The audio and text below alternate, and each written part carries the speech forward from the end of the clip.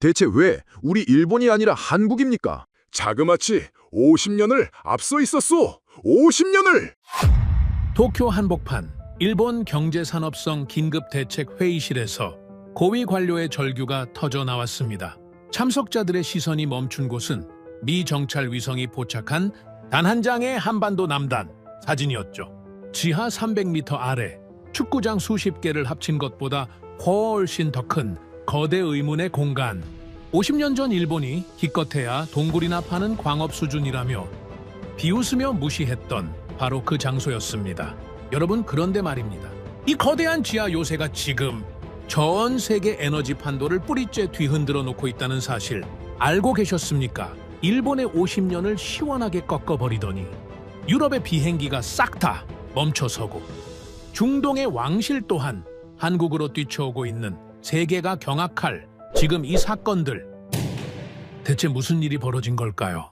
그 전에 잠깐 1초 만에 누를 수 있는 좋아요 버튼을 꾹 눌러주시면 영상 제작에 아주 큰 힘이 됩니다. 그럼 바로 시작하겠습니다. 왜 일본이 아닙니까? 경제산업성 회의실에 있던 12명이 일제히 저를 돌아봤습니다. 오전 9시, 호르무즈 해협 봉쇄 이후 10번째 긴급회의였죠. 대형 스크린에는 국제에너지기구 공식 보고서가 떠 있었습니다. 에너지 위기 최전선은 한국 등 아시아 국가. 저는 그 문장을 3번 읽었어요. 차관이 다시 물었습니다. 오리타 고문님, 답을 주십시오. 왜 일본이 최전선이 아닌 겁니까? 우리가 비축량은 더 많지 않습니까? 저는 잠시 침묵했습니다. 비축량 254일분, 세계 최상위권. 일본이 50년간 쌓아온 성과였죠. 그런데 국제에너지기구는 일본을 언급조차 하지 않았습니다. 한국만 지목했어요. 차관님, 질문을 바꾸셔야 할 것 같습니다. 어떻게 말씀입니까? 우리가 왜 최전선이 아닌 게 아니라 한국이 왜 최전선인가? 그게 진짜 질문입니다. 회의실이 조용해졌습니다. 제 이름은 모리타 켄지입니다. 올해 65이고요. 일본 경제산업성 자원에너지청 전 수석심의관으로 일하다 은퇴한 사람이죠. 지금은 민간에너지연구소에서 고문으로 있습니다. 저는 1978년 도쿄대 경제학부를 졸업하고 그해 통상산업성에 입부했어요. 지금의 경제산업성이죠. 그해 말 일본 정부가 동력자원부 개편 작업에 들어갔고 저는 입부 첫 해부터 에너지정책 실무 라인에 배속됐습니다. 26살짜리 신참이었죠. 그리고 그게 제 인생 전체를 결정했어요. 1980년대 초 일본은 오일 쇼크의 상처가 아직 생생했습니다. 석유 한 방울 나지 않는 섬나라가 중동 산유국들 손에 경제가 흔들리는 걸 전 국민이 몸으로 겪었죠. 그때 일본 정부가 국가 차원 석유 비축 사업을 본격적으로 추진하기 시작했습니다. 저는 그 초기 실무진 중 한 명이었어요. 북쪽 홋카이도부터 남쪽 규슈까지 전국 10곳에 국가 비축기지를 세우는 작업을 직접 뛰었습니다. 그 뒤 30년 넘게 저는 일본 에너지 안보의 현장을 걸어 다녔어요. 중동 산유국 고위 관료들과 테이블을 마주했고 국제에너지기구 회의장에서 일본 대표단으로 앉았죠. 2010년대에 자원에너지청 수석심의관으로 올라갔고 2020년대 초 은퇴했습니다. 저는 평생 한 가지 믿음으로 살아왔어요. 일본이 아시아 에너지판의 중심이라는 믿음. 비축량 세계 최상위권, 기술력 세계 최고 수준, 중동과의 50년 거래 관계. 이것들이 일본 에너지 안보의 기둥이었죠. 저는 그 기둥 하나하나를 직접 세우고 관리해온 사람이었어요. 그런데 오늘 경제산업성 회의실에서 저는 평생 처음으로 답할 수 없는 질문과 마주하고 있었습니다. 차관 후지사와는 저보다 15살 어렸지만 오늘 그의 얼굴은 제 나이보다 더 지쳐 보였죠. 그가 다시 입을 열었습니다. 고문님, 말씀해 주십시오. 이건 단순한 보고서가 아닙니다. 국제에너지기구가 공식으로 낸 평가예요. 이게 각국 정부에 돌고 있단 말입니다. 차관님, 저도 지금 이 상황이 처음입니다.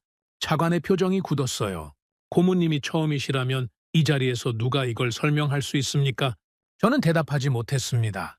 바로 그때 회의실 뒷문이 열리고 비서관이 서둘러 들어왔어요. 손에 종이 한 장을 들고 있었습니다. 차관님, 긴급 속보입니다. 말하세요. 독일 루프트한자 항공이 계열사 보유 항공기 27대의 운항을 전면 중단한다고 방금 발표했습니다. 여름 휴가철 이후에는 국제선 항공기 6대도 추가 중단 예정이라고 합니다. 항공유 가격은요? 지난주 대비 120% 급등입니다. 네덜란드 KLM 항공도 다음 달 항공기 60대 운항 감축을 공식화했고요. 회의실 간부들이 서로 얼굴을 바라봤어요. 저는 테이블 위에 놓인 제 수첩을 내려다봤습니다. 숫자들이 머릿속에서 빙빙 돌았죠. 27대, 60대, 120%. 이런 수치가 이렇게 빠르게 움직이는 건 처음이었어요. 차관이 다시 저를 향해 돌아섰습니다. 고문님, 유럽은 우리 일본이 아니라 한국의 움직임을 주시하고 있습니다. 외신을 보십시오.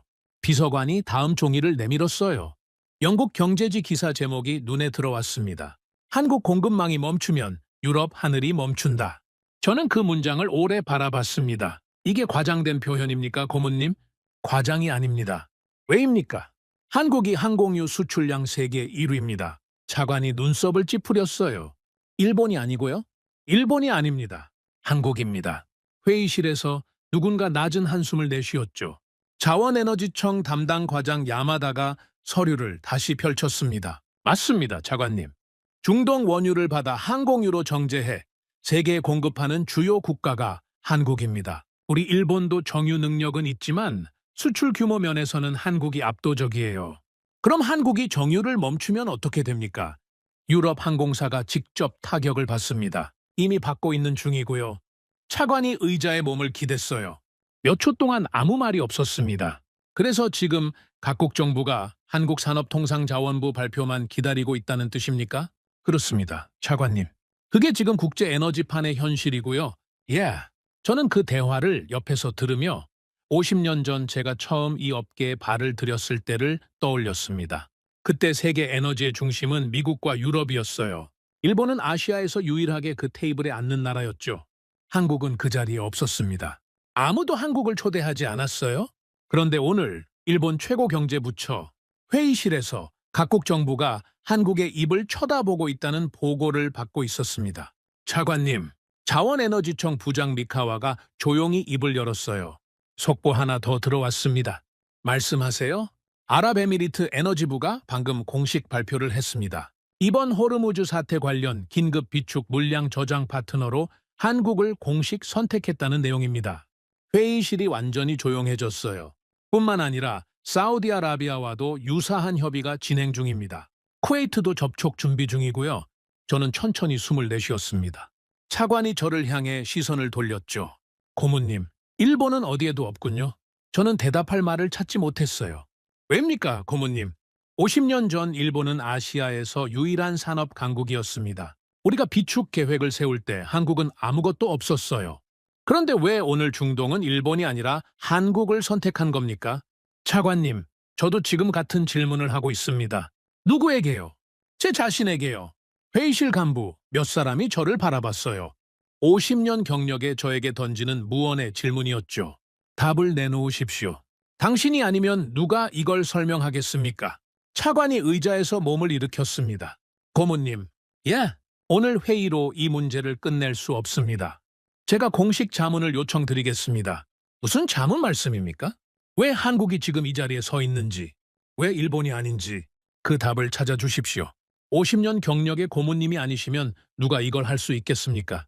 차관님, 저는 은퇴한 사람입니다. 고문님, 차관이 저를 똑바로 바라봤어요. 50년 전에 이 일을 봐온 분이 계시기 때문에 지금 이 일도 이해할 수 있는 겁니다. 저희 후배들은 그 시작을 보지 못했어요. 저는 고개를 숙였죠. 차관의 말이 맞았습니다. 시작을 본 사람만이 끝을 설명할 수 있으니까요. 알겠습니다. 제가 답을 찾아보겠습니다. 회의는 전고가 지나서야 끝났어요. 저는 경산성 건물을 나와 택시를 잡았습니다. 운전기사가 백미러로 저를 흘깃 보더니 물었죠. 손님, 뉴스 들으셨어요? 유럽 항공 난리 났다네요. 들었습니다. 근데 이상하죠. 왜 일본 뉴스에선 한국 이야기만 나오는지. 일본은 뭐 하는 겁니까? 저는 창밖을 바라봤어요. 대답하지 못했죠. 50년 경력에 저도 답할 수 없는 질문이었거든요. 자택에 도착했을 때는 오후 2시가 넘어 있었습니다. 아내가 현관에서 저를 맞았어요. 여보, 얼굴이 좋지 않아요. 무슨 일 있었어요? 아무것도 아니야. 서재에 좀 있을게. 저는 서재로 들어가 문을 닫았습니다. 창밖으로 도쿄의 오후 햇살이 비쳤지만 방 안은 유독 어두웠어요. 차관의 마지막 말이 귓가에 맴돌았죠. 시작을 본 사람만이 끝을 설명할 수 있다. 저는 자리에서 일어나 서재 뒤편으로 걸어갔습니다. 거기에는 오래된 문서 보관함이 놓여 있었죠. 45년 동안 제가 보관해온 관료 시절 자료들이었어요. 은퇴할 때 저는 경산성에서 가져올 수 있는 문서를 전부 가져왔습니다. 그중에는 제가 젊은 관료 시절에 쓴 보고서가 몇 개 있었죠. 대부분은 잊고 있었어요. 너무 오래됐으니까요. 그런데 단 하나만은 오늘 이 시점에 다시 떠오르는 서류가 있었습니다. 저는 문서 보관함 맨 아래 서랍 앞에 섰어요. 손잡이를 잡았죠. 45년 가까이 열지 않았던 서랍이었습니다. 그 안에 뭐가 있는지 저는 정확히 알고 있었어요. 제가 직접 봉해둔 파일이었으니까요. 손이 떨렸습니다. 저는 손잡이를 놓았어요. 한 걸음 물러섰죠. 그리고 서랍을 오래 바라봤습니다. 꺼내고 싶지 않았어요. 꺼내는 순간 제가 확인해야 할 진실이 있다는 걸 알고 있었거든요. 저는 천천히 서재에 불을 껐습니다. 오늘은 열지 않을 생각이었어요. 오늘만큼은요. 그러나 알고 있었죠. 내일은, 아니 늦어도 모레는 저 서랍을 열어야 한다는 것을요. 45년 동안 꺼내지 않았던 그 서류를 마주해야 하는 순간이 지금 제 인생에 찾아오고 있었습니다. 저는 어두워진 서재에 한참 동안 서 있었어요. 창밖에서 도쿄의 저녁이 다가오고 있었죠. 그리고 그 해가 지는 서쪽 방향에 한국이 있었습니다. 다음 날 아침이었습니다. 저는 평소보다 일찍 일어났어요. 어젯밤 내내 서재 불을 끈 채 어둠 속에 앉아 있었거든요. 아내가 걱정스러운 얼굴로 아침상을 차려주었죠. 여보, 어제부터 얼굴이 영 안 좋아요. 무슨 일 있으세요? 경산성에서 공식 자문 요청이 들어왔어. 자문이라면 은퇴하신 분한테요? 그만큼 다급한 상황인가 봐. 아내가 제 찻잔에 차를 따라주며 말했습니다. 여보, 이제 쉬실 때도 되지 않았어요? 손주들이랑 시간 보낼 나이잖아요. 그러게 말이야. 저는 찻잔을 들었지만 입에 대지 못했어요. 어제 회의실에서 들었던 숫자들이 머릿속을 떠나지 않았거든요. 루프트 한자 27대, KLM 60대, 항공유 120% 급등, 그리고 아랍에미리트가 한국을 공식 선택했다는 속보까지요. 그때 현관에서 초인종이 울렸습니다. 아내가 나가보더니 곧 돌아왔어요. 여보, 손님이세요. 경산성에서 오셨대요. 누구야? 요시다 과장이라고 하시던데요. 저는 자리에서 일어났죠. 요시다 유키라면 지금 경산성 자원에너지청 석유비축 담당 과장이었습니다. 39살의 젊은 엘리트 관료였죠. 제가 은퇴 전 마지막으로 키웠던 후배 중 한 명이었어요. 선배님, 이른 시간에 죄송합니다. 요시다는 서재로 들어오자마자 고개를 깊이 숙였습니다. 손에는 두꺼운 서류 가방이 들려 있었죠. 요시다 과장, 이 시간에 무슨 일인가? 선배님, 어제 회의 내용 보고받았습니다. 차관님 지시로 선배님께 자료를 전달해 드리러 왔습니다. 무슨 자료인가? 요시다가 서류 가방에서 파일을 꺼냈어요. 그가 그 파일을 책상 위에 내려놓는 손이 약간 떨리는 걸 저는 보았죠. 선배님, 이 문서 기억하십니까? 저는 파일을 내려다봤습니다. 표지에 제 젊은 시절 필체로 제목이 적혀 있었어요. 한국 석유비축 계획의 실현 가능성 평가, 1981년, 그리고 그 아래에 붉은 도장, 담당자 모리타 켄지. 저는 그 도장을 한참 동안 바라봤습니다. 어제 저녁 서재 서랍을 열지 못했던 제 앞에 바로 그 서류가 지금 놓여 있었죠. 요시다 과장, 이게 왜 경산성에 있는 건가? 선배님, 이 문서는 경산성 공식 기록물로 보관되어 있습니다. 어젯밤 차관님 지시로 관련 문서 전체를 다시 꺼냈어요. 다시 꺼냈다고? 야, 선배님께서 오늘 공식 자문을 맡아주시기로 하셨지 않습니까? 그 시작점이 바로 이 보고서라고 차관님이 판단하셨습니다. 저는 떨리는 손으로 파일을 펼쳤어요. 45년 전 제가 타자기로 두드렸던 글자들이 그대로 살아있었습니다. 종이는 누렇게 변했지만 글자들은 어제 쓴 것처럼 선명했죠.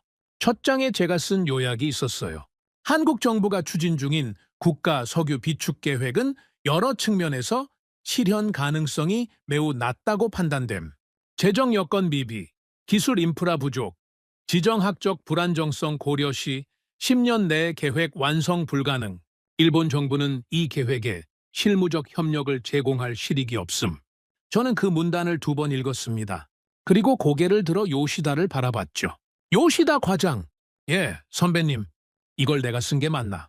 맞습니다, 선배님. 1981년 4월 17일자입니다. 그때 선배님이 29살이셨어요. 저는 잠시 숨을 골랐습니다. 29살이었던 제가 타자기 앞에 앉아 이 문단을 작성하던 그 순간이 떠올랐어요. 통산성 자원에너지부 과장보 시절이었죠. 저는 그때 상사에게 이 보고서를 제출하며 어떤 표정을 짓고 있었을까요? 아마 자신감 가득한 얼굴이었을 겁니다. 요시다 과장, 당시 상황을 기억하는가? 선배님, 저는 그때 태어나지도 않았습니다. 아, 그렇지. 저는 헛웃음을 지었습니다. 당연한 일이었어요. 45년이나 지난 일이었으니까요. 그럼 제가 이야기해보지. 1981년 한국은 어떤 나라였는가? 들려주시면 감사하겠습니다. 저는 파일을 내려놓고 창밖을 바라봤어요. 그때 한국은 군사정권 시절이었네. 1인당 국민소득이 우리 일본의 10분의 1도 안 됐어. 1970년대 두 번의 석유 파동으로 한국 경제는 완전히 무너져 있었지. 공장이 멈췄고 주유소에 기름이 없어 시민들이 줄을 서 있었어. 그 상황에서 한국 정부가 석유 비축 사업을 시작했다는 거군요. 그렇지. 1980년 6월부터 첫 번째 석유 비축 계획을 수립했어. 4,100만 배럴 규모 원유 비축 시설을 짓겠다고 했지. 그리고 우리 일본 경산성에 협력 요청을 보냈어. 일본이 협력했습니까? 안 했네. 요시다가 놀란 표정으로 저를 바라봤습니다. 왜 안 하셨습니까, 선배님? 내가 이 보고서를 써서 올렸거든. 저는 다시 파일을 펼쳤어요. 그리고 맨 뒷장에 있는 제 결론 부분을 가리켰죠. 일본 정부는 이 계획에 실무적 협력을 제공할 실익이 없음. 이 한 줄 때문에 한국은 일본 없이 혼자 시작했네. 요시다가 서류를 내려다보다 조용히 입을 열었습니다. 선배님, 당시 판단은 어떤 근거에서 나오신 건가요? 근거야 많았지. 첫째, 한국은 돈이 없었네. 그 규모 시설을 짓는 데 필요한 재정이 한국 정부 전체 예산을 압도할 수준이었어. 둘째, 기술이 없었네. 지하 안반 동굴에 원유를 저장하는 기술은 당시 일본도 막 시작하던 단계였어. 셋째, 정치 상황이 불안정했네. 군사 정권이 얼마나 오래 갈지 아무도 몰랐어. 그런데 한국은 그걸 다 넘었군요. 그렇다네? 저는 창가로 걸어갔어요.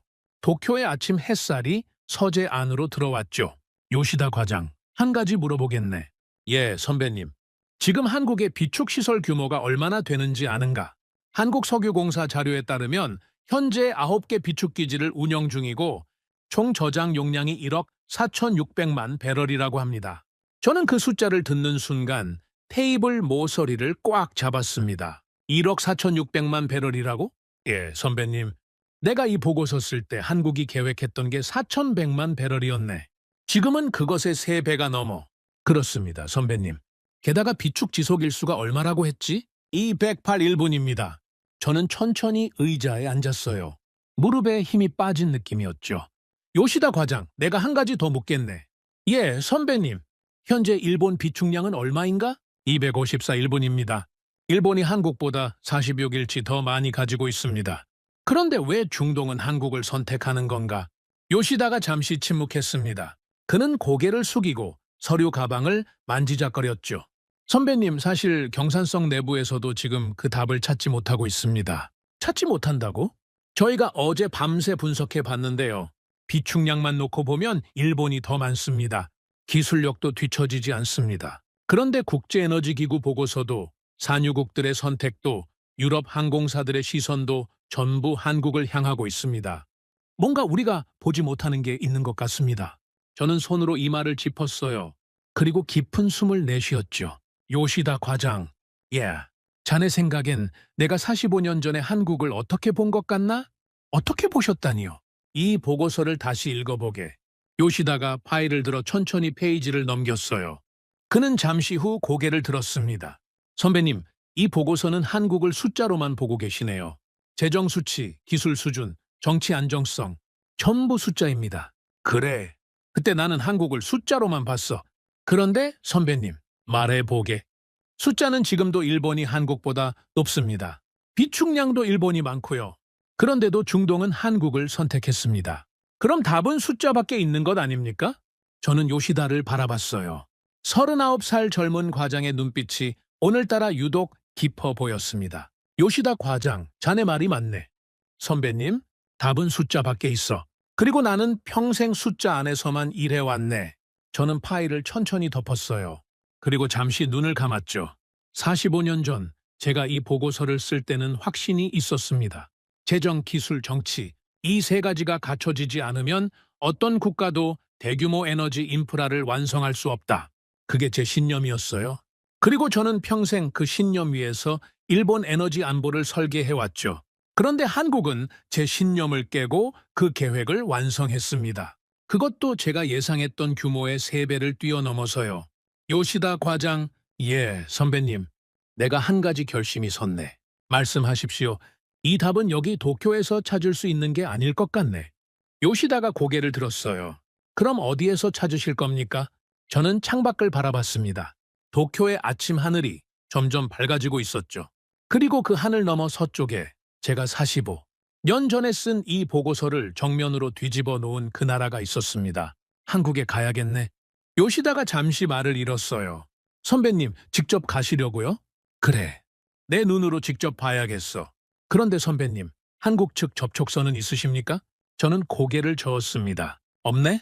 그럼 요시다 과장, 자네가 알아봐 주게. 오늘 안에 한국 쪽 인사와 연결할 수 있는지. 요시다는 잠시 머뭇거리다 고개를 끄덕였죠. 알겠습니다, 선배님. 오늘 중으로 경로 알아보겠습니다. 그날 오후 요시다가 다시 저에게 전화를 걸어왔어요. 선배님, 한국 쪽에서 연락이 왔습니다. 누군가? 한국산업통상자원부 자원산업정책관이라고 합니다. 이상현이라는 분이세요. 그분이 뭐라고 하시던가? 요시다가 잠시 뜸을 들였습니다. 선배님, 그분이 직접 선배님을 기다리고 있었다고 하십니다. 저는 수화기를 꽉 쥐었어요. 기다리고 있었다고?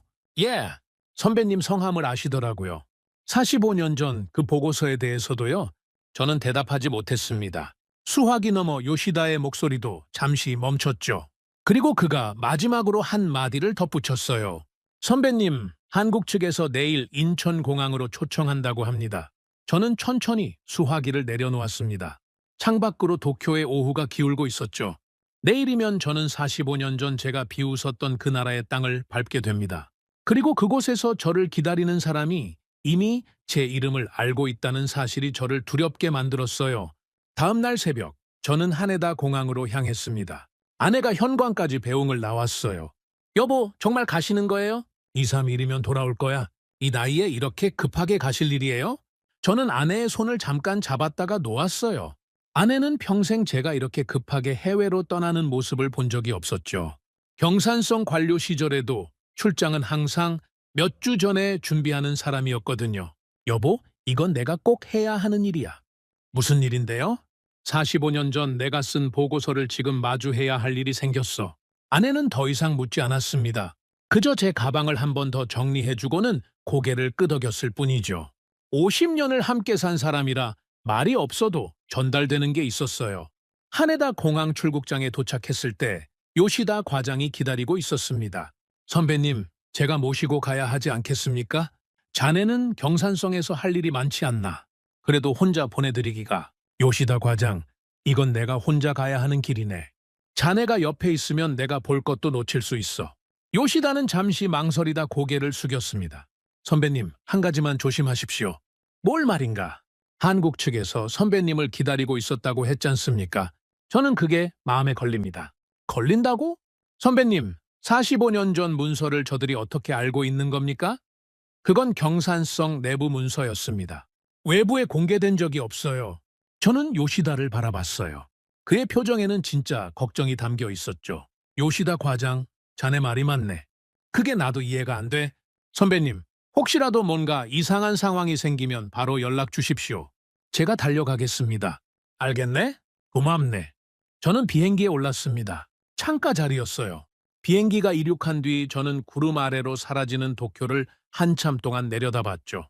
그 도시에서 제가 50년 동안 쌓아 올린 경력이 흔들리고 있었습니다. 그리고 저는 지금 그 흔들림의 원인을 직접 보러 가는 길이었어요. 2시간 반 뒤 비행기는 인천공항에 착륙했습니다. 저는 천천히 입국장을 빠져나왔어요. 그리고 출구 앞에서 걸음을 멈췄죠. 피켓을 들고 서 있는 중년 남성이 보였거든요. 피켓에는 제 이름이 한국어와 일본어로 적혀 있었습니다. 모리타 켄지 선생님. 저는 그 앞으로 걸어갔어요. 제가 모리타입니다. 모리타 선생님, 오시느라 수고 많으셨습니다. 한국산업통상자원부 자원산업정책관 이상현입니다. 이상현은 저보다 한 10살 정도 어려 보였어요. 50대 중반쯤 되는 사람이었죠.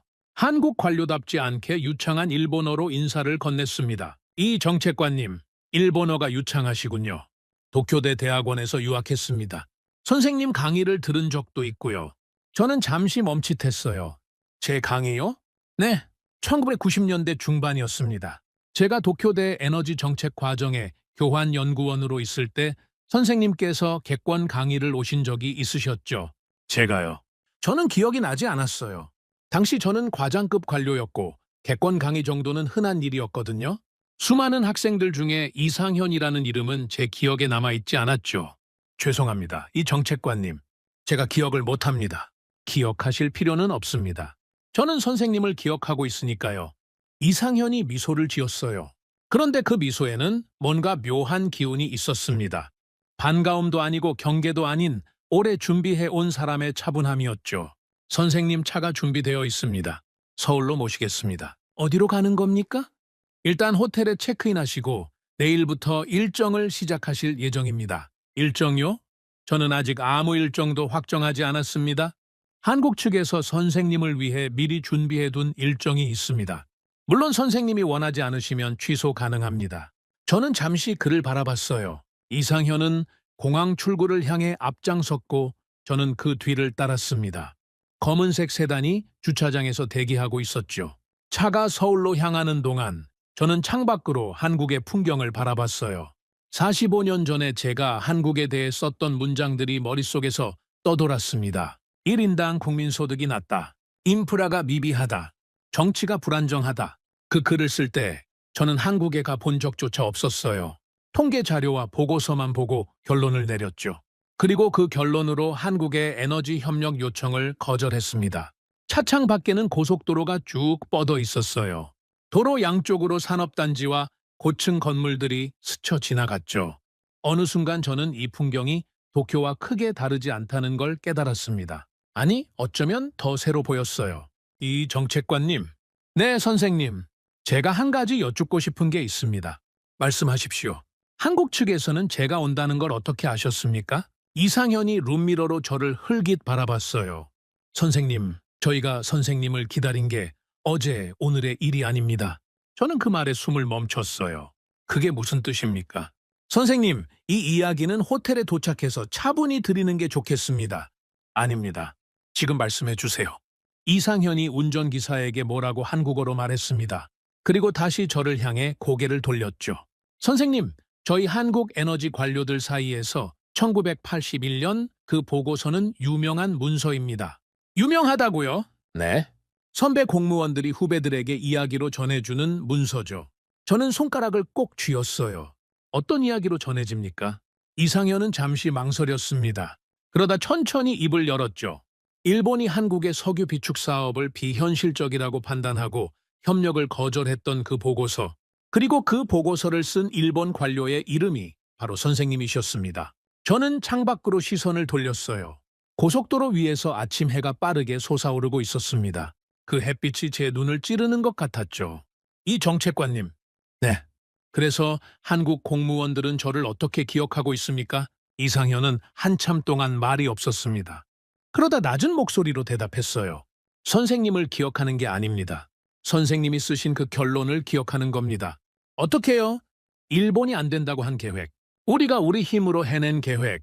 그게 한국 에너지 정책사의 출발점입니다. 저는 고개를 숙였어요. 눈앞에서 빛이 희미하게 흔들렸습니다. 나이 탓인지 피로 탓인지 아니면 그 말의 무게 탓인지 알 수 없었죠. 이 정책관님, 제가 한 가지 더 여쭙고 싶습니다. 말씀하십시오. 그럼 한국 측은 저를 왜 초청하셨습니까? 복수를 위해서입니까? 이상현이 처음으로 소리내어 웃었어요. 선생님, 한국은 이제 그런 감정으로 움직이는 나라가 아닙니다. 그럼 왜입니까? 선생님이 직접 보셔야 하기 때문입니다. 뭘 봐야 한다는 겁니까? 이상현이 저를 정면으로 바라봤습니다. 그의 눈빛이 처음으로 진지해졌죠? 선생님, 45년 전 선생님이 비현실적이라고 판단하신 그 계획이 지금 어떤 모습이 되어 있는지를요. 저는 대답하지 못했어요. 그리고 선생님이 오시는 이유가 하나 더 있습니다. 뭡니까? 세계 에너지판이 흔들리고 있는 이 시점에 일본이 어떤 선택을 해야 할지 그 답을 찾기 위해서는 선생님께서 먼저 보셔야 합니다. 그리고 선생님 입을 통해 일본이 들어야 합니다. 저는 그 말을 듣는 순간 가슴속 깊은 곳에서 뭔가가 무너지는 소리를 들었어요. 한국은 저를 복수의 대상으로 부른 게 아니었죠. 저를 증인으로 부른 것이었습니다. 일본이 놓친 50년을 증언할 수 있는 유일한 증인으로요. 차가 서울 시내로 들어섰어요. 창밖으로 한강이 보였습니다. 그리고 강 건너편에 고층 빌딩 숲이 펼쳐져 있었죠. 저는 한강을 바라보며 45년 전에 제 자신에게 조용히 물었어요. 그때 내가 뭘 놓친 걸까?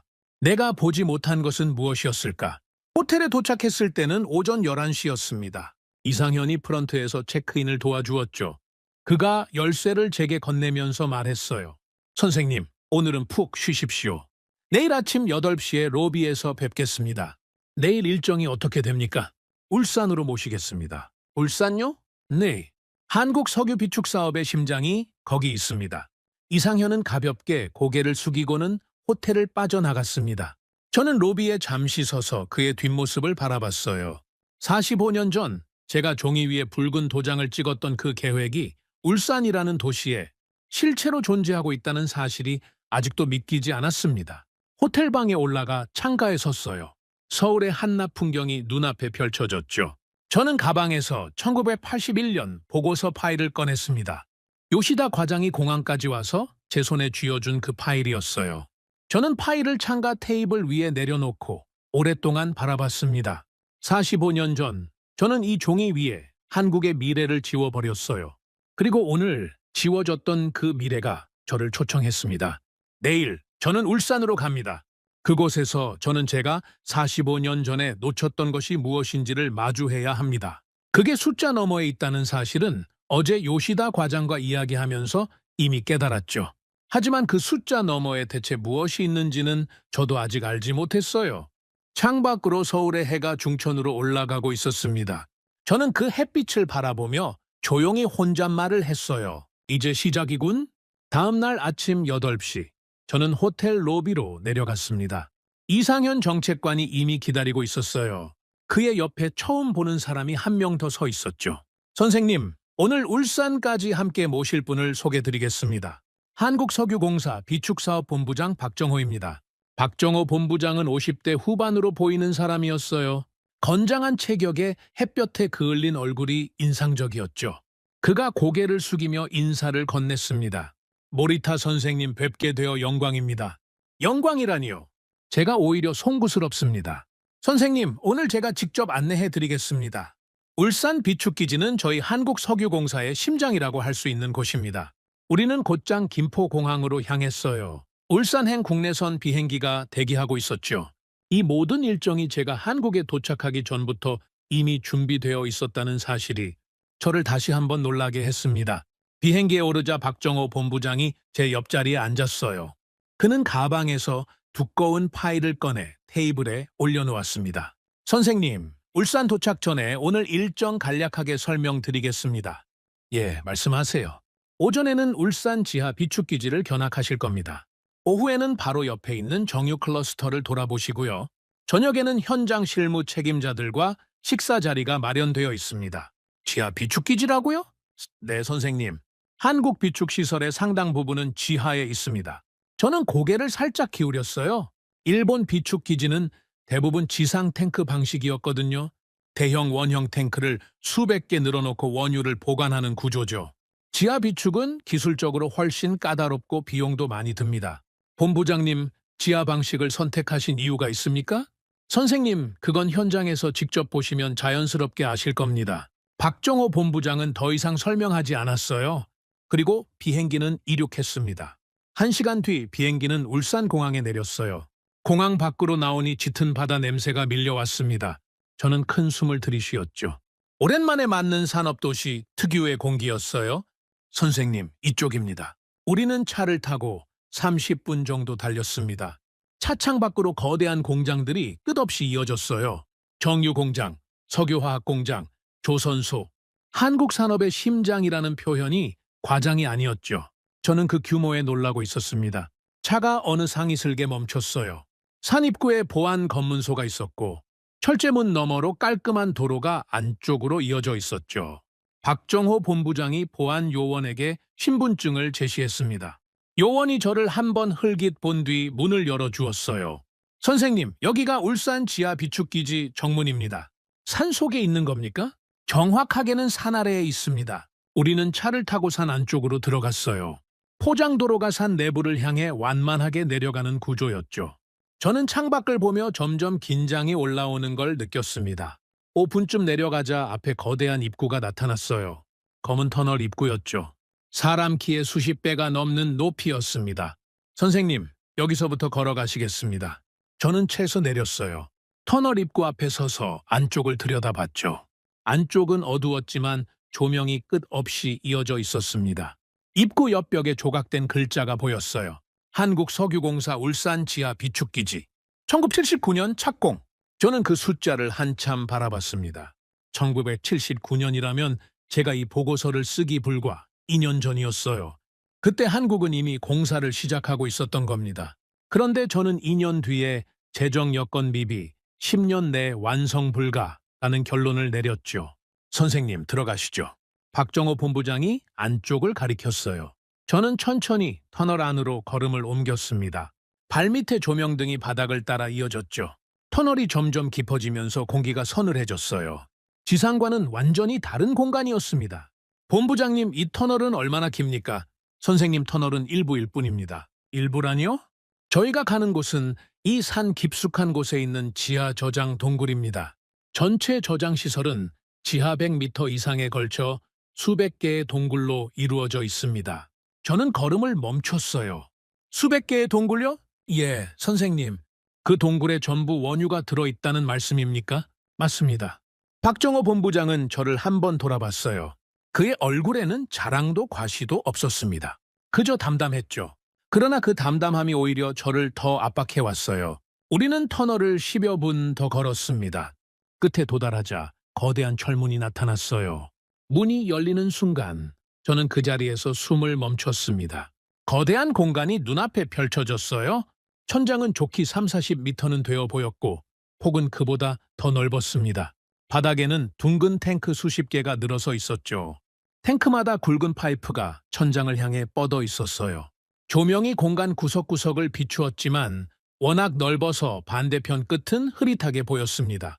선생님, 여기가 메인 저장 구역 중 하나입니다. 이게 한 동굴의 저장 용량이 수백만 배럴입니다. 이런 동굴이 수백 개 있습니다. 저는 한참 동안 말을 잃었어요. 박정호 본부장이 제 옆에 조용히 서 있었죠. 본부장님, 예, 선생님, 이 시설 전체 저장 용량이 얼마나 됩니까? 한국석유공사 기준으로 총 1억 4,600만 배럴입니다. 일본에서도 이 규모를 가진 단일 비축 체계는 없는 것으로 압니다. 일본은 지상 탱크 방식이니까요. 맞습니다. 선생님, 그래서 제가 조금 전에 지하 방식을 선택한 이유를 말씀드리지 않은 겁니다. 여기 오셔야 이해하실 거라고 생각했거든요. 저는 주변을 천천히 둘러봤어요. 천장에서 내려오는 차가운 공기가 피부에 닿았습니다. 지하 100m. 외부 온도의 영향을 거의 받지 않는 공간. 원유 저장의 이상적인 환경이었죠.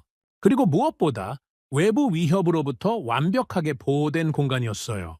테러, 공습, 자연재해. 그 어떤 것도 이 깊이까지 닿을 수 없었습니다.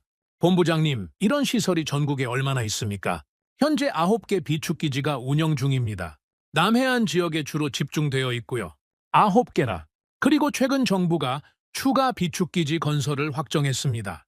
호르무즈 사태 이후 긴급 조치로요? 더 늘린다는 말씀입니까? 네, 선생님. 이번에 중동 쪽에서 저장 수요가 폭증해서 민간 상업 비축 공간까지 확대하고 있습니다. 저는 그 자리에서 오랫동안 서 있었어요. 박정호 본부장은 저를 재촉하지 않았죠. 그저 제가 이 공간을 충분히 느낄 수 있도록 옆에 조용히 서 있을 뿐이었습니다. 45년 전 저는 종이 한 장 위에 한국의 이 계획을 지워버렸어요. 재정 미비, 기술 부족, 정치 불안. 그 세 가지 근거만으로 모든 가능성을 닫아버렸죠. 그런데 지금 제 눈앞에는 제가 닫아버렸던 그 가능성이 실체로 존재하고 있었습니다. 그것도 제가 상상했던 규모를 3배 이상 뛰어넘은 규모로요. 박정호 본부장님. 예, 선생님. 1979년에 공사를 시작하셨다고 했지요. 맞습니다. 그때 한국 정부 예산으로 이 공사를 감당할 수 있었다는 게 제게는 지금도 믿기지 않습니다. 제가 45년 전에 판단했던 재정 수치로는 절대 불가능한 일이었어요. 박정호 본부장이 잠시 생각하더니 대답했어요. 선생님, 저희도 솔직히 쉽지 않았습니다. 그때 한국 경제 규모로는 이 사업이 무리였던 게 사실이에요. 그런데 어떻게 해내셨습니까? 선생님께서 기억하실지 모르겠지만 한국은 1970년대에 두 번의 석유 파동을 겪으면서 거의 국가 기능이 마비될 뻔한 적이 있었습니다. 공장들이 멈췄고 대중교통도 제한됐고요. 그때 한국 정부가 내린 결론은 하나였습니다. 어떤 결론이었습니까? 이건 경제 문제가 아니라 생존 문제다. 다음에 또 이런 일이 생기면 우리는 버틸 수 없다. 그러니 무슨 수를 써서라도 비축을 해야 한다. 저는 박정호 본부장의 말을 조용히 들었어요. 그래서 당시 한국 정부는 예산을 짰습니다. 국방비를 일부 돌렸고 외자를 끌어왔고 민간 기업들의 분담도 이끌어냈습니다. 그리고 무엇보다요? 국민들이 이 사업을 지지했습니다. 저는 고개를 들었어요. 국민들이요? 네, 선생님. 석유 파동을 직접 겪은 국민들은 비축의 필요성을 몸으로 알고 있었습니다. 그래서 세금 부담이 늘어도 예산이 다른 곳에서 줄어도 이 사업만큼은 포기하면 안 된다는 공감대가 있었죠. 저는 그 말에 한참 동안 침묵했습니다. 제가 45년 전에 놓친 것이 서서히 드러나고 있었어요. 저는 그때 재정 수치만 봤죠. 그 뒤에 있는 국민의 의지, 국가의 결단, 생존의 절박함. 그런 건 제 보고서 어디에도 적혀 있지 않았습니다. 왜냐하면 제 계산기에는 그런 숫자가 없었거든요. 본부장님, 예, 선생님, 제가 한 가지 더 여쭤봐도 되겠습니까? 얼마든지요. 이 비축 시설을 짓는 동안 일본에는 도움을 요청하지 않으셨습니까? 박정호 본부장이 저를 정면으로 바라봤어요. 그의 눈빛에 처음으로 옅은 감정이 실렸죠. 선생님, 요청했습니다. 1981년에요. 저는 그 말에 시선을 피했어요. 하지만 박정호 본부장은 계속 말했습니다. 일본 통산성의 협력 요청 공문이 갔고 그 요청은 반려됐습니다. 그 반려 이유가 담긴 문서가 바로 선생님께서 쓰신 그 보고서였습니다. 저는 아무 말도 하지 못했어요. 박정호 본부장은 제 침묵을 그대로 두었습니다. 질책도 원망도 없었죠. 그저 팩트를 조용히 전달할 뿐이었어요. 선생님, 그때 일본이 도와줬다면 이 공사 기간이 절반 가까이 단축됐을 겁니다. 그런데 거절당한 뒤 한국은 이렇게 결심했습니다. 어떻게요? 일본 없이도 우리 손으로 해낸다. 그리고 언젠가는 일본이 우리 손을 잡고 싶어 하는 날이 온다. 저는 그 말을 듣는 순간 발밑이 꺼지는 것 같은 느낌을 받았어요. 지하 100m 깊이의 이 공간에서 제가 45년 전에 내린 결정이 제 앞에 실체로 서 있었습니다. 본부장님, 오늘은 이만 나가도 되겠습니까? 선생님, 괜찮으십니까? 괜찮습니다. 바람을 좀 쐬야 할 것 같아요. 박정호 본부장이 고개를 끄덕였어요. 우리는 다시 터널을 걸어 나왔습니다. 지상으로 올라오자 햇빛이 눈을 찔렀어요. 저는 한참 동안 고개를 숙이고 있었죠. 그리고 하늘을 올려다봤습니다. 울산의 하늘은 맑았어요. 멀리 바다 쪽에서 거대한 유조선 한 척이 들어오고 있었습니다. 그 배의 깃발에는 중동 국가의 국기가 걸려 있었죠. 저는 그 배를 바라보며 박정호 본부장의 마지막 말을 떠올렸어요. 언젠가는 일본이 우리 손을 잡고 싶어 하는 날이 온다. 그날이 바로 오늘이었습니다. 박정호 본부장과 저는 울산 지하 비축기지에서 점심 식사를 가볍게 한 뒤 오후에 다시 차를 탔습니다. 목적지는 같은 울산 지역 안에 있는 정유 클러스터였죠. 차로 이동하는 동안 박정호 본부장이 창밖을 가리켰어요. 선생님, 저기 보이시죠? 저는 창밖을 바라봤습니다. 끝도 없이 이어진 공장 굴뚝과 거대한 정유탑들이 지평선을 가득 메우고 있었어요.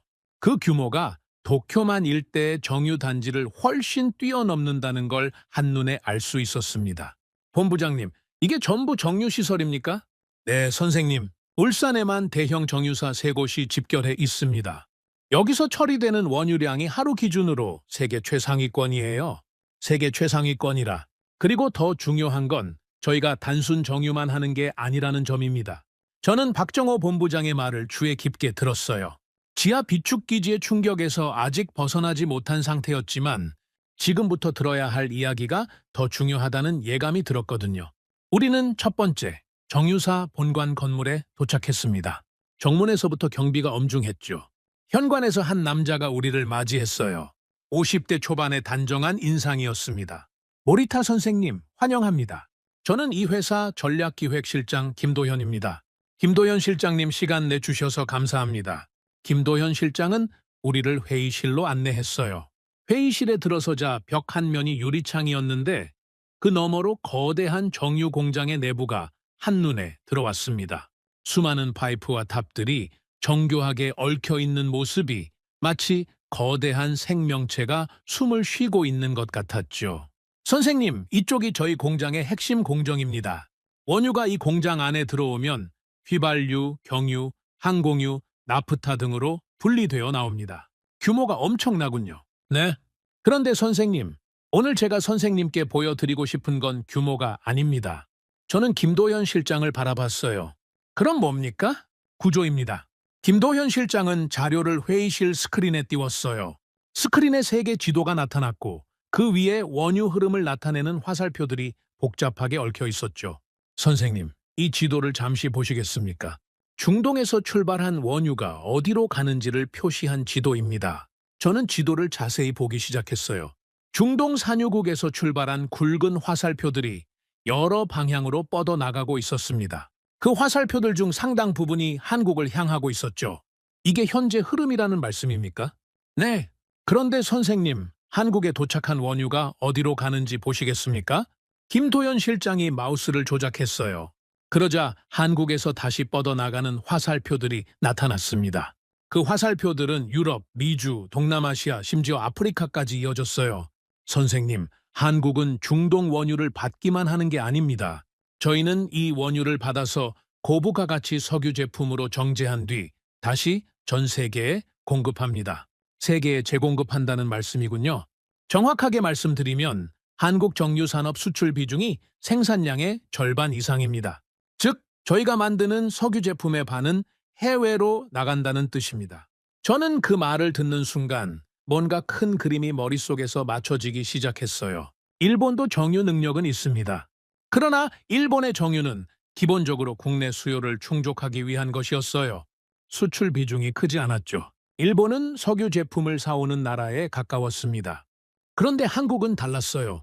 김도현 실장님, 한 가지 질문 드리고 싶습니다. 말씀하십시오. 한국 정유 산업이 이런 구조를 갖추게 된 건 언제부터입니까? 1990년대 말부터 본격화됐습니다. 그 이전까지는 저희도 내수 중심이었는데요. 당시 한국 정부가 정유 산업을 수출 산업으로 전환하겠다는 방침을 세웠어요. 그리고 민간 기업들도 이 방향에 동의했죠. 그때 어떤 판단이 있었던 겁니까? 김도현 실장이 잠시 생각하다가 대답했어요. 선생님, 한국은 석유 한 방울 나지 않는 나라입니다. 그런데 원유를 수입해 정제해서 석유 제품으로 수출하면 그 과정에서 부가가치가 발생합니다. 자원 없는 나라가 자원 산업에 참여할 수 있는 유일한 방법이었던 거죠. 가공무역의 논리군요. 맞습니다. 그런데 선생님, 여기서 중요한 건 규모입니다. 한국은 이 가공무역을 세계 최대 규모로 키웠습니다. 세계 최대요? 네. 현재 한국은 항공유 수출량 세계 1위입니다. 중동 원유로 만들어진 항공유 상당 부분이 한국 정유소에서 나가고 있어요. 저는 어제 회의실에서 들었던 그 문장을 다시 떠올렸어요. 한국 공급망이 멈추면 유럽 하늘이 멈춘다. 이제 그 문장이 왜 과장이 아닌지 분명하게 이해가 됐습니다. 김도현 실장님, 그럼 이 시스템을 한마디로 표현하면 어떻게 되겠습니까? 김도현 실장이 미소를 지었어요. 선생님, 저희는 이걸 허브라고 부릅니다. 허브요. 네, 중동 원유가 들어오는 입구, 정제되는 공장, 세계로 나가는 출구. 이 세 가지가 하나의 공간에서 연결되어 있습니다. 그리고 그 위에 대규모 비축시설까지 갖춰져 있죠. 오늘 오전에 보신 울산 지하 비축기지가 바로 그 구성 요소 중 하나입니다. 저는 그 말을 듣는 순간 머릿속에 뭔가가 선명하게 떠올랐어요. 일본은 50년 동안 저장소를 만들어 왔습니다. 비축량을 늘리는 데 집중했죠. 얼마나 많이, 얼마나 오래 버틸 수 있는가가 일본 에너지 안보의 핵심이었어요. 그런데 한국은 그 50년 동안 허브를 만들어 왔던 겁니다. 비축은 이 허브의 한 부분일 뿐이었죠. 저장소와 허브, 이 차이가 50년의 결과를 뒤집어 놓은 겁니다. 선생님, 괜찮으십니까? 김도현 실장이 제 얼굴을 살폈어요. 저는 천천히 고개를 끄덕였죠. 괜찮습니다. 다만 오늘 제가 생각을 많이 하게 되는군요. 그래서 제가 선생님을 여기까지 모신 겁니다. 선생님 같은 분께서 이 구조를 직접 보시고 판단하셔야 하거든요. 바로 그때 제 휴대전화가 울렸습니다.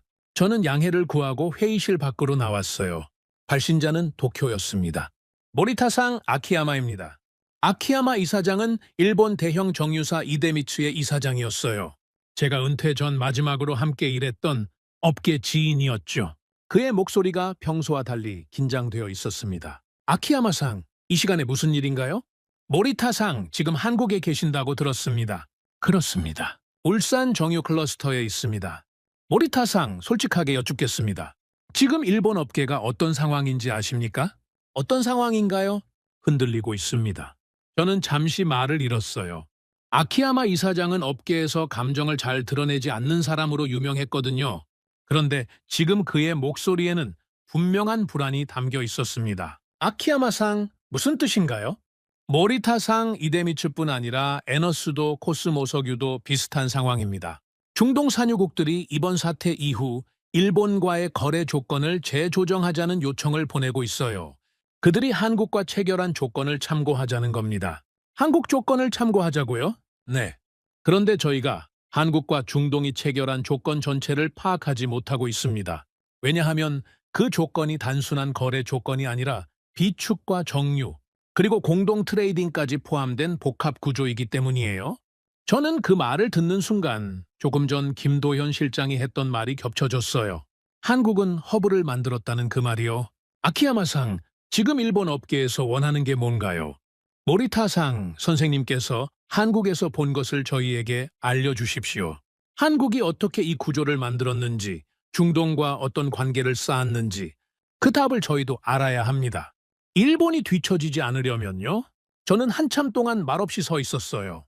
복도 창밖으로 정유 공장의 파이프들이 햇빛을 받아 반짝이고 있었습니다. 아키야마상, 예, 솔직하게 말씀드리겠습니다. 저도 아직 모든 걸 파악하지 못했어요. 모리타상, 그러나 한 가지는 확실합니다. 일본이 지금부터 움직이지 않으면 늦습니다. 정말로 늦어요. 저희는 선생님만 믿고 있습니다. 부디 최대한 자세히 보시고 돌아오십시오. 알겠습니다. 저는 전화를 끊고 회의실로 돌아왔어요. 김도현 실장과 박정호 본부장이 저를 기다리고 있었습니다. 선생님, 긴 통화였네요. 일본 업계에서 걸려온 전화였습니다. 제가 여기서 본 걸 가져가서 전해달라는 요청이었죠. 김도현 실장이 고개를 끄덕였어요. 선생님, 그 마음 충분히 이해합니다. 그래서 저희가 선생님을 모신 거니까요. 김도현 실장님, 제가 한 가지 더 여쭤봐도 될까요? 얼마든지요. 이 허브 구조가 한국만의 것이라는 게 저는 아직 믿기지 않습니다. 다른 나라도 이와 비슷한 시도를 하지 않았습니까? 김도현 실장이 잠시 침묵하더니 대답했어요. 선생님, 시도는 많았습니다. 싱가포르도 중국도 아랍에미리트도 비슷한 시도를 했죠. 그러나 한국처럼 비축, 정유, 수출, 그리고 지리적 안전성까지 네 가지를 모두 갖춘 나라는 없습니다. 네 가지라고요? 네? 그런데 선생님, 가장 중요한 요소가 하나 더 있습니다. 뭡니까? 신뢰입니다. 저는 그 말을 되물었어요. 신뢰요. 네, 선생님. 기술도 규모도 구조도 중요하지만 결국 이 시스템이 돌아가려면 중동 산유국들이 한국을 믿어야 합니다. 그리고 그 신뢰는 하루아침에 생기는 게 아니에요. 이건 내일 선생님께서 직접 들으실 수 있을 겁니다. 내일요? 내일 오후에 서울에서 한 분을 뵙게 되실 겁니다. 아랍에미리트 에너지부 차관이십니다. 선생님을 만나고 싶다고 미리 연락이 와 있습니다. 저는 그 이름을 듣는 순간 가슴이 서늘해졌어요. 아랍에미리트 에너지부 차관이라면 알마흐리를 말하는 것일 수도 있겠죠. 저는 그와 30년 지인이었고 한동안 연락이 끊겼던 사이였습니다. 그분 성함이 혹시 알마흐리 차관이신가요? 김도현 실장이 고개를 끄덕였어요. 알고 계시는군요. 선생님을 꼭 만나고 싶다고 하십니다. 저는 천천히 창밖을 바라봤습니다. 울산의 오후가 노을로 물들기 시작했어요. 정유 공장의 거대한 실루엣이 붉은 하늘을 배경으로 서 있었죠. 내일 저는 서울에서 알마흐리를 만나야 했습니다. 30년 지인이 지금은 한국을 선택한 산유국의 대표가 되어 저에게 어떤 말을 들려줄지 저는 그것이 두려웠어요. 오늘 울산에서 본 것만으로도 저는 이미 많은 것을 잃었습니다. 그런데 내일 알마으리의 입에서 나올 이야기는 제가 아직 잃지 않은 마지막 자존심마저 가져가 버릴지도 모른다는 예감이 들었죠. 울산에서 하룻밤을 보낸 뒤 다음날 아침 저는 다시 서울로 향했습니다. 비행기에서 내려다보는 한국 땅은 어제와 같았지만 제 시선은 완전히 달라져 있었어요. 어제까지의 저는 45년 전 보고서를 쥐고 있는 사람이었죠. 오늘 아침에 저는 그 보고서가 틀렸다는 걸 인정해야 하는 사람이었습니다. 서울에 도착했을 때 이상현 정책관이 다시 공항에 나와 있었어요. 선생님, 울산에서 많은 걸 보셨다고 들었습니다. 예, 많이 보고 많이 흔들렸습니다. 이상현이 조용히 고개를 끄덕였어요. 오늘 오후 알마흐리 차관님과의 만남이 준비되어 있습니다. 장소는 여의도 호텔입니다. 알마흐리 차관이 지금 한국에 와 있다는 말씀입니까? 네, 사흘 전에 도착하셨습니다. 이번 호르무즈 사태 이후 양국 간 긴급 협력 조율을 위해 직접 오셨어요. 저는 창밖을 바라봤어요. 한국 정부는 사태 발생 이후 단 한 번도 여유를 가진 적이 없었습니다. 중동 산유국 차관급 인사가 직접 서울에 와 있을 정도로 양국 관계가 밀착되어 돌아가고 있었던 거죠. 그 시간 동안 일본은 회의실에서만 움직이고 있었고요. 오후 2시, 저는 여의도의 한 호텔 로비에 들어섰습니다.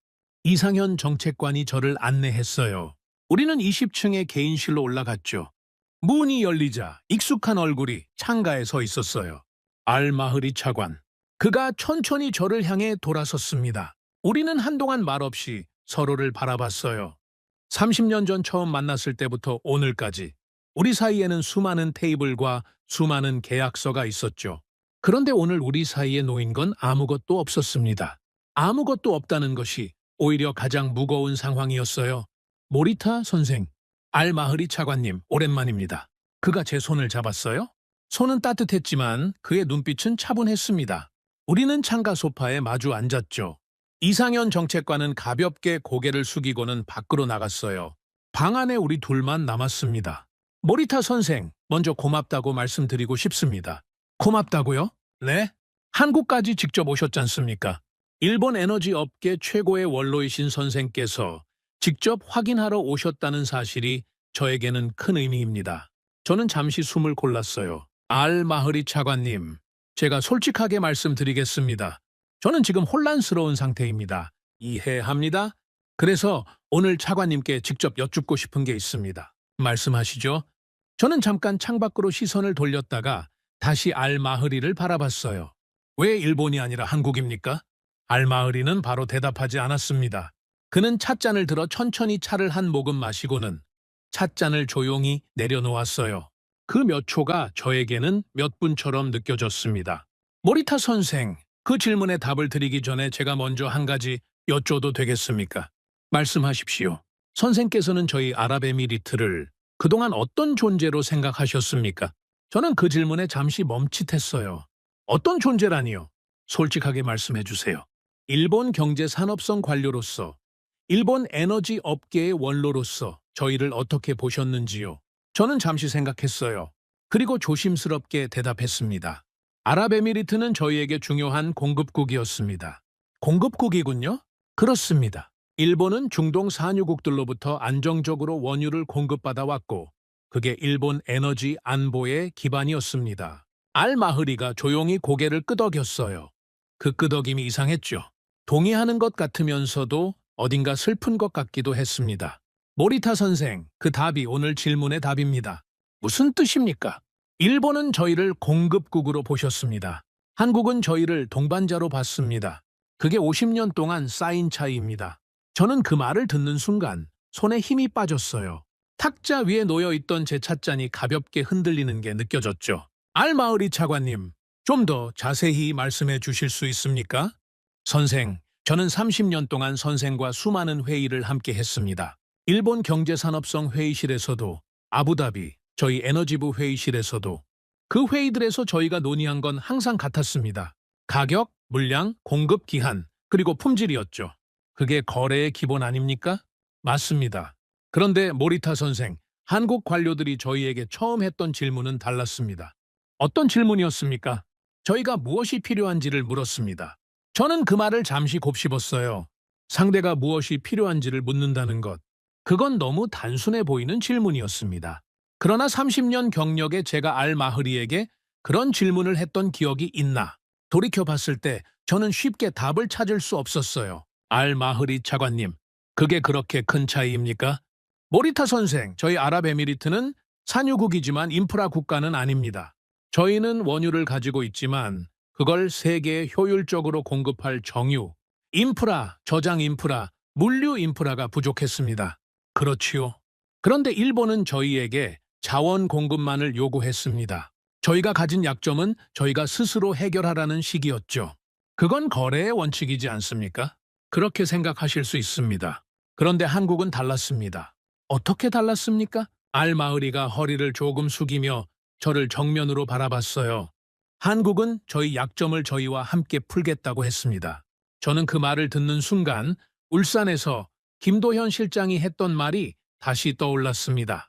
한국이 만든 건 허브라는 그 말, 그리고 허브에 들어간 4가지 요소 중 가장 중요한 건 신뢰라는 그 말이요. 알마흐리 차관님, 한국이 구체적으로 어떤 제안을 했습니까?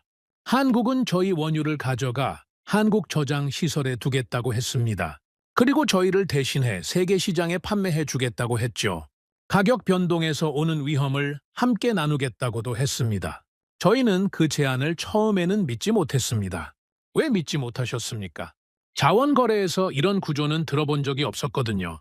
보통은 공급국이 약자고 수입국이 강자입니다. 그런데 한국은 저희와 대등한 관계를 제안한 겁니다. 저는 그 말을 한참 동안 생각했어요. 그래서 어떻게 되셨습니까? 저희는 시험해 봤습니다. 처음에는 작은 물량이었죠? 한국이 약속을 지키는지 확인하는 과정이었습니다. 지켰습니까? 지켰습니다. 그리고 몇 년에 걸쳐 물량이 늘어났습니다. 저희는 한국 저장 시설을 신뢰할 수 있다는 걸 확인했고, 한국은 저희의 안정적 공급을 신뢰할 수 있다는 걸 확인했습니다. 그게 오늘 이 순간까지 쌓여온 관계입니다. 저는 고개를 숙였어요. 알마흐리 차관님, 제가 한 가지 더 여쭙고 싶습니다. 말씀하세요. 일본은 왜 이런 제안을 하지 못한 걸까요? 일본도 정유 인프라가 있고 저장 능력도 있습니다. 알마흐리가 잠시 침묵했어요. 그러다 조심스럽게 입을 열었습니다. 모리타 선생, 이건 제 개인적인 관찰입니다만 말씀하세요. 일본은 스스로를 저희보다 위에 두셨습니다. 선진국이 개발도상국에게 자원을 사오는 구조로 관계를 이해하셨죠.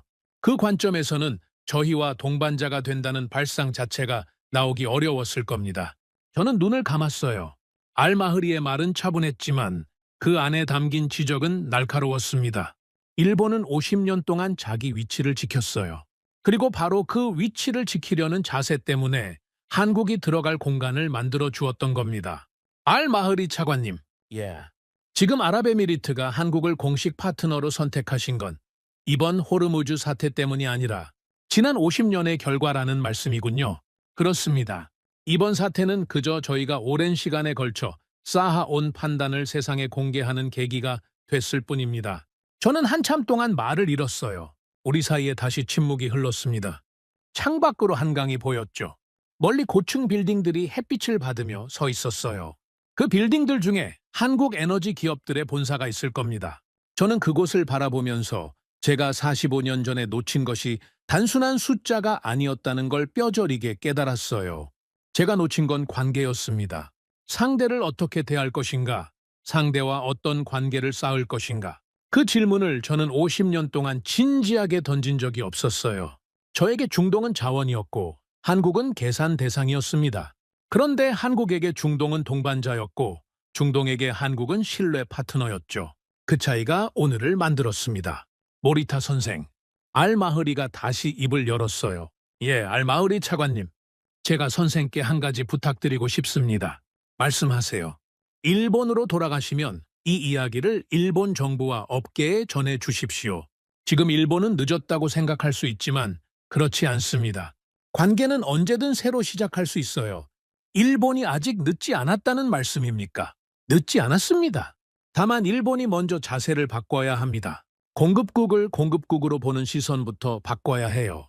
동반자로 대하는 순간 관계는 다시 시작될 수 있습니다. 저는 고개를 끄덕였어요. 그러나 저 자신도 그 말이 얼마나 쉽지 않은지 잘 알고 있었습니다. 50년 동안 굳어진 관료 사회의 시선을 하루아침에 바꾸는 건 거의 불가능에 가까운 일이었거든요. 그러나 알마흐리의 말이 옳았습니다. 시작하지 않으면 끝은 오직 쇠락뿐이니까요. 알마흐리 차관님, 한 가지 더 여쭙고 싶습니다. 말씀하세요. 만약 일본이 자세를 바꾼다면 아랍에미리트는 일본과 다시 새로운 관계를 논의할 의향이 있으십니까? 알마흐리가 처음으로 엷은 미소를 지었어요. 모리타 선생, 저희는 친구가 되고 싶은 모든 나라와 친구가 될 준비가 되어 있습니다. 다만 저희가 기다리는 건 일본이 먼저 손을 내밀어 주시는 겁니다. 우리는 그 뒤로 한참 동안 조용히 차를 마셨습니다. 해가 서서히 기울었고 호텔 방 안으로 저녁 햇살이 비스듬히 들어왔어요. 그 햇살 속에서 저는 제 손을 내려다봤습니다. 50년 동안 수많은 서류에 도장을 찍어 온 손이었죠. 그리고 45년 전 바로 이 손으로 한국의 미래를 지워버렸던 기억이 다시 떠올랐습니다. 그런데 오늘 그 손으로 제가 할 수 있는 일이 하나 남아 있었어요. 일본을 위해 손을 내미는 일이었습니다. 그것이 제 50년 경력의 마지막 과제라는 걸 저는 알마흐리와 헤어지고 호텔을 나서며 분명히 깨달았습니다. 서울에서 알마흐리 차관을 만난 다음 날 저녁, 저는 도쿄로 돌아가는 비행기에 올랐습니다. 인천공항 라운지에서 이상현 정책관이 저를 배웅했어요. 선생님, 한국에서 보내신 사흘이 어떠셨습니까? 이 정책관님, 솔직하게 말씀드리겠습니다. 제가 45년 동안 쌓아 올린 것이 무너지는 시간이었습니다. 선생님, 무너진 게 아닙니다. 새로 보신 겁니다. 저는 이상현의 말을 한참 생각했어요. 그의 말이 맞았죠.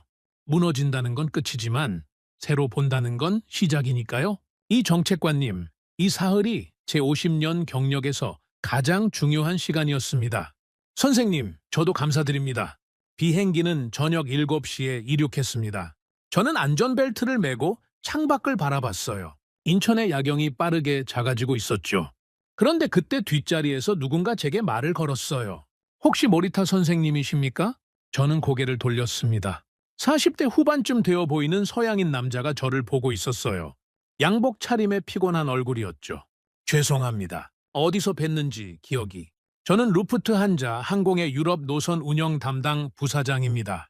마르틴 쉴러라고 합니다. 저는 그 이름을 듣는 순간 자세를 바로잡았어요. 쉴러 부사장님, 이 시간에 이 비행기에서 뵙게 될 줄은 몰랐습니다. 저도 마찬가지입니다.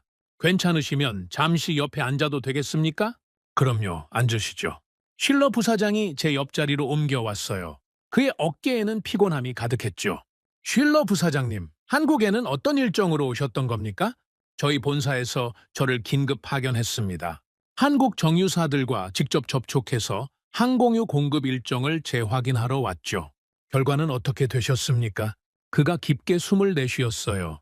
솔직히 말씀드리면 저희가 기대했던 결과를 얻지 못했습니다. 무슨 뜻입니까? 한국 정유사들은 저희 긴급 요청을 들어줄 수는 있다고 했습니다. 그런데 그 물량은 기존 장기 계약분에서 떼어오는 구조가 아니었어요. 한국 자체 비축분에서 나가는 거였습니다. 비축분에서요. 네. 즉 한국이 자신들의 안보 재고를 깎아서 유럽에 긴급 공급하겠다는 의미였죠. 그 대가로 그들이 원한 건 장기 공급 계약의 조건 재조정이었습니다. 저는 쉴러 부사장의 말을 조용히 들었어요. 그건 한국 정유사들의 협상력이 어느 정도인지 보여주는 사례였습니다. 긴급 상황에서 유럽 항공사들은 선택지가 없었던 거죠. 한국 조건을 받아들이거나 하늘을 멈추거나 둘 중 하나였습니다. 그 조건을 받아들이셨습니까? 받아들였습니다. 본사와 급히 협의한 뒤에요. 저희에게 다른 선택지가 없었습니다. 저는 고개를 끄덕였어요. 쉴러 부사장님, 일본 쪽에는 접촉해보지 않으셨습니까?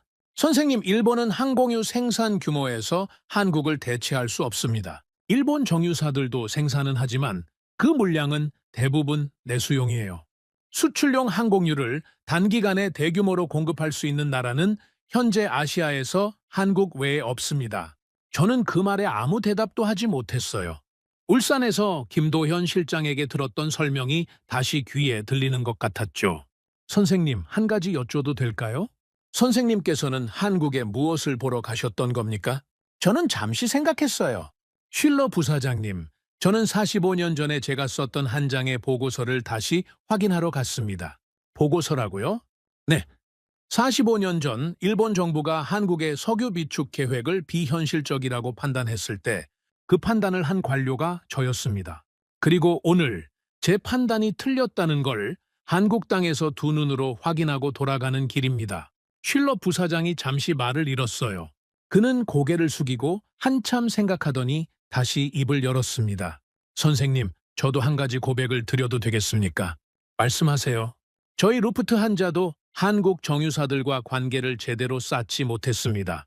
저희는 항상 한국을 가격 경쟁력 좋은 공급사 중 하나로만 봤어요. 그런데 오늘 보니 한국은 공급사가 아니라 협상 상대였습니다. 저는 그의 말을 듣는 순간 알마흐리 차관이 어제 저에게 했던 말이 겹쳐졌어요. 공급자와 동반자. 이 두 단어의 차이가 독일 최대 항공사 부사장의 입에서도 똑같이 나오고 있었습니다. 쉴러 부사장님, 한 가지 드릴 말씀이 있습니다. 유럽도 일본도 어쩌면 지금 같은 실수를 하고 있는지 모릅니다. 우리 모두 한국을 거래처로만 봤어요. 그런데 한국은 지난 50년 동안 거래처가 아니라 시스템을 만들어 왔던 겁니다. 시스템이요? 네? 비축과 정유와 공급과 신뢰가 하나로 묶인 시스템입니다. 그 시스템 안에 들어가야 필요한 때 필요한 자원을 얻을 수 있어요. 밖에서 급하게 주문하는 방식으로는 이제 답이 없습니다. 쉴러 부사장이 오래 저를 바라봤어요. 그리고 천천히 고개를 끄덕였습니다. 선생님, 오늘 선생님을 뵌 것이 제 여행 중 가장 값진 시간이 될 것 같습니다. 선생님께서 도쿄로 돌아가시면 무엇을 하실 예정입니까? 저는 창밖을 바라봤어요. 비행기는 어느새 일본 해안선에 가까워지고 있었습니다. 저는 이제 일본이 늦기 전에 움직이도록 설득할 겁니다. 제 50년 경력의 마지막 과제로요. 늦기 전이란 말씀은 아직 시간이 있다는 뜻입니까? 네? 알마흐리 차관이 제게 그렇게 말씀하셨습니다. 일본이 자세만 바꾸면 관계는 언제든 새로 시작할 수 있다고요. 쉴러 부사장이 엷게 웃었어요. 선생님, 저도 유럽에 돌아가면 비슷한 설득을 해야 할 것 같습니다. 함께 힘내시죠. 비행기가 하강하기 시작했어요. 도쿄의 야경이 창 아래로 펼쳐졌습니다. 오늘 저는 그 풍경을 다른 눈으로 보고 있었어요. 이 도시는 여전히 강했습니다. 그러나 강하다는 것과 중심에 있다는 것은 다른 문제였죠. 오늘 세계 에너지의 중심은 더 이상 도쿄가 아니었어요. 서울과 울산으로 이동하고 있었습니다.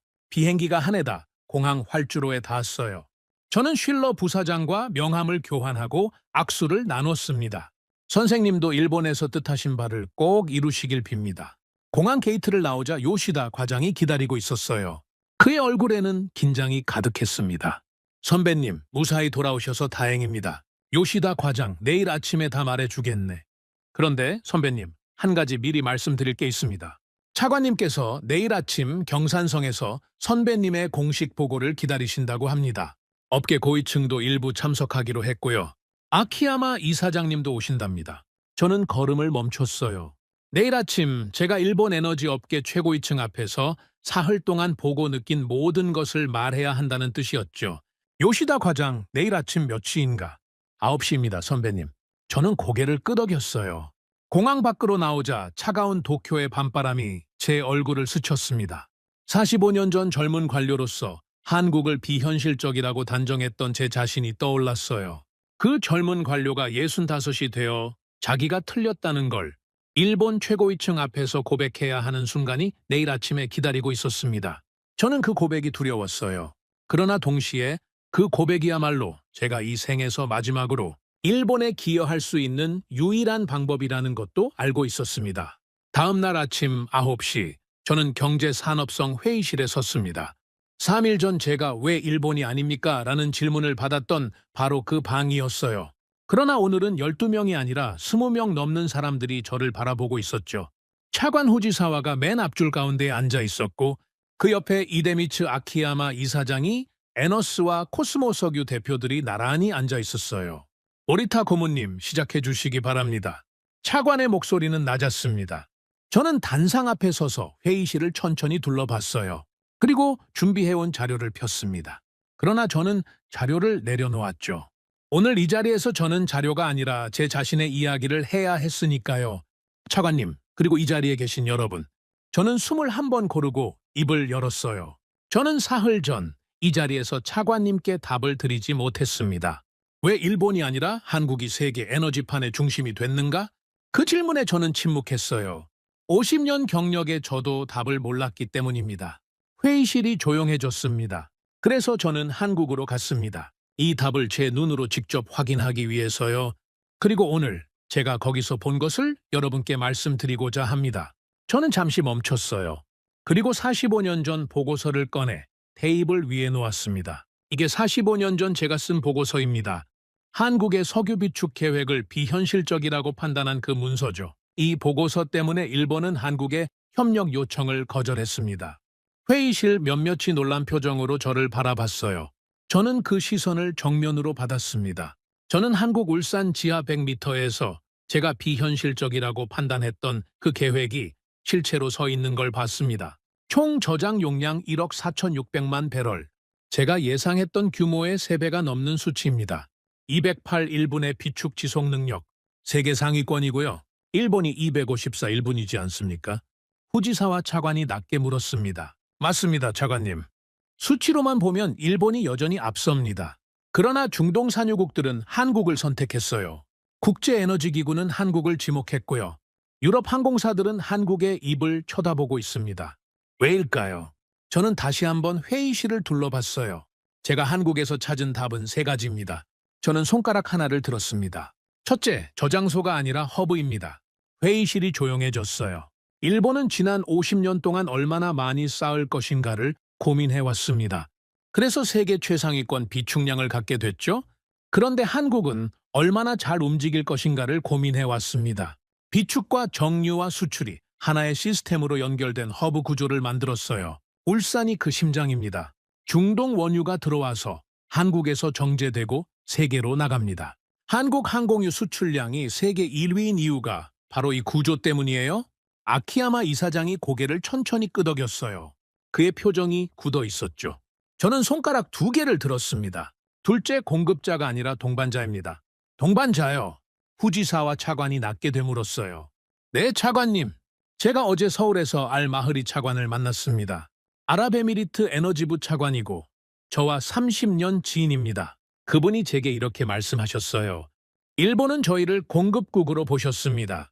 한국은 저희를 동반자로 봤습니다. 그게 50년 동안 쌓인 차이입니다. 회의실이 완전히 조용해졌습니다. 한국은 중동 산유국에게 이렇게 제안했어요. 당신들 원유를 우리 저장시설에 두세요. 우리가 대신 세계에 판매해드리겠습니다. 가격 변동 위험도 함께 나누겠습니다. 이건 거래가 아니라 동업이었습니다. 중동은 그 제안을 받고 처음엔 믿지 못했다고 해요. 자원 거래에서 대등한 관계는 들어본 적이 없었거든요. 그런데 한국은 지켰습니까? 에너스 대표가 조용히 물었어요. 지켰습니다. 그게 50년을 쌓아왔고 오늘 아랍에미리트와 사우디와 쿠웨이트가 한국을 선택한 이유입니다. 저는 손가락 3개를 들었어요. 셋째 거래처가 아니라 시스템입니다. 시스템이요? 네? 어젯밤 저는 도쿄로 돌아오는 비행기에서 루프트한자 부사장 쉴러와 우연히 마주했습니다. 그가 한국 정유사들과 긴급 공급 협상을 하고 돌아오는 길이었죠. 그가 이렇게 말했어요. 저희는 항상 한국을 가격 경쟁력 좋은 공급사 중 하나로만 봤어요. 그런데 오늘 보니 한국은 공급사가 아니라 협상 상대였습니다. 회의실 앞 몇 사람이 서로를 바라봤어요. 유럽 최대 항공사의 부사장이 한국 앞에서 이렇게 인정한 겁니다. 왜냐하면 한국은 단순한 거래처가 아니라 비축과 정유와 공급과 신뢰가 하나로 묶인 시스템이기 때문이에요. 그 시스템 안에 들어가야 필요한 때 필요한 자원을 얻을 수 있습니다. 밖에서 급하게 주문하는 방식으로는 이제 답이 없어요. 후지사와 차관이 자리에서 천천히 일어났습니다. 모리타 고문님, 예, 차관님. 그럼 일본은 어떻게 해야 합니까? 저는 후지사와 차관을 정면으로 바라봤어요. 차관님, 알마흐리 차관이 저에게 마지막으로 이렇게 말씀하셨습니다. 일본이 자세만 바꾸면 관계는 언제든 새로 시작할 수 있습니다. 다만 일본이 먼저 손을 내밀어야 합니다. 회의실이 조용해졌어요. 저희가 중동을 공급국으로만 보는 시선을 버려야 합니다. 그들을 동반자로 대해야 해요. 그리고 한국을 경쟁자로만 보는 시선도 버려야 합니다. 한국이 만든 시스템에 어떻게 연결될지를 고민해야 해요. 아키야마 이사장이 자리에서 일어났어요? 모리타상 한 가지 여쭙겠습니다. 예, 아키야마 이사장님. 지금부터 움직이면 정말 늦지 않은 겁니까? 저는 잠시 눈을 감았습니다. 그리고 다시 눈을 떴어요. 늦지 않았습니다. 그러나 내일부터가 아닙니다. 오늘부터여야 합니다. 회의실이 처음으로 움직이기 시작했어요. 몇 사람이 서로 귓속말을 나눴고 차관이 자리에 다시 앉아 메모를 시작했습니다. 저는 그 모습을 단상에서 바라보며 제가 할 수 있는 일은 여기까지라는 걸 알았어요. 앞으로 일본이 실제로 움직일지 아니면 다시 과거 방식으로 돌아갈지 그건 이제 제 손을 떠난 문제였죠. 회의가 끝난 뒤 저는 경산성 건물을 나왔습니다. 도쿄의 봄 햇살이 제 얼굴을 비췄어요. 저는 한참 동안 건물 앞에 서서 하늘을 올려다봤습니다. 50년 전 제가 이 건물에 처음 들어섰을 때의 기억이 떠올랐죠. 그때 저는 26살이었습니다. 자신감이 넘쳤고 제 판단이 언제나 옳다고 믿었어요. 그 젊은 관료가 오늘 65이 되어 자기 판단이 틀렸다는 걸 공개 고백했습니다. 45년 전 자기가 한 줄로 지워버렸던 한국의 미래가 오히려 세계의 중심이 되어 있다는 걸 증언했죠. 이게 제 50년 경력의 마지막 보고였습니다. 저는 천천히 걸음을 옮겼어요. 집으로 돌아가는 길이었죠. 아내가 차를 준비해놓고 저를 기다리고 있을 겁니다. 아내에게 사흘 동안의 여정을 이야기하려면 꽤 오랜 시간이 걸릴 거였어요. 그러나 저는 한 문장으로 요약할 수 있었습니다. 나는 50년 동안 저장소를 만들었지만 한국은 50년 동안 세상을 연결할 시스템을 만들었다. 그리고 저는 마지막으로 조용히 하나의 문장을 스스로에게 말했어요. 나는 한국을 평가하던 사람이었다. 지금 한국이 세계를 평가하는 시대가 왔다. 제 이름은 모리타 켄지. 65세 일본 전 관료. 50년 동안 일본 에너지 안보를 설계해 온 사람. 그리고 45년 전 한국의 미래를 종이 한 장 위에서 지워버렸던 사람. 오늘 저는 그 한국의 이야기를 일본에 전하는 증인이 되었습니다. 그 증언이 일본을 바꿀 수 있을지 저는 알 수 없어요. 그러나 한 가지는 확실합니다. 세계 에너지판의 중심은 더 이상 도쿄가 아닙니다. 서울이고 울산입니다. 그 사실을 인정하는데 저는 45년이 걸렸어요. 일본이 그 시간을 다시 낭비하지 않기를 저는 제 남은 생 동안 조용히 바랄 뿐입니다. 오늘의 사연은 여기까지입니다. 구독과 좋아요는 영상 제작에 아주 큰 힘이 됩니다. 지금까지 감동테라스 저는 소희였습니다. 오늘도 우리 구독자님들의 가정에 따뜻한 행복이 가득하시길 진심으로 바라겠습니다. 긴 영상 끝까지 시청해주셔서 정말 감사합니다. 내일 더 좋은 이야기로 찾아뵙겠습니다. 감사합니다.